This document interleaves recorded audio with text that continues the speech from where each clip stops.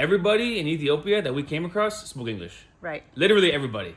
Right. We used Google Translate 0 times. Mm-hmm. I'm not exaggerating. That's really convenient because if you look at the script or the characters of Ethiopian language, totally unfamiliar.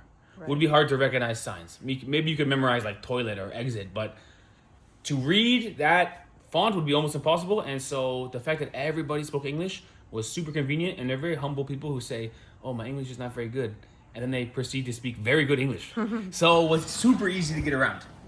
Now, number two, and I don't know how big of a factor this is, but we were there during the African Union Summit, meaning most, if not all, of the African presidents were in Addis Ababa, same time as us. Right. The one negative, which is very minor, is traffic was crazy. Right. Because armed police would just walk into the street and say, roads closed for the next 3 hours as presidential motorcades went down.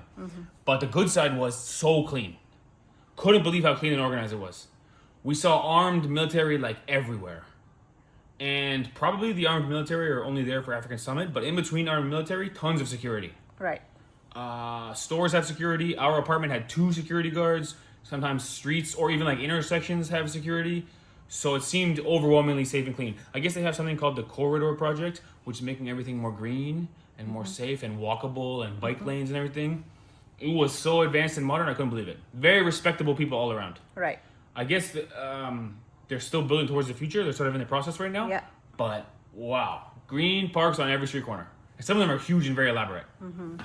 Not to mention, we saw exactly one person who was, I think, on drugs or drunk or something. Do you remember? He was yelling at us, "I love you, I love you." And we were like trying to scurry away. And then a bunch of nice, friendly local people kind of went in between us and him. But my point is, if you went to my hometown of Toronto, and I have been a little bit too hard on my place. It's not such a bad place, Toronto. But if you went to Toronto right now and walked around every day, you would see way more than one person Right. who's out of their mind.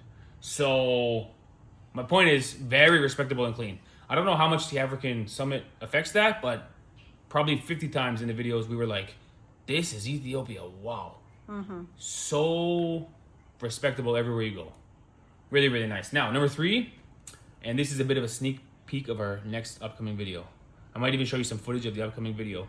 We did some more traditional tourist stuff, including eating local traditional food. We actually went to a place where they had dinner and a show, so they were doing some really cool dancing, hair whipping and everything. It was a very nice experience, but I'm just being honest.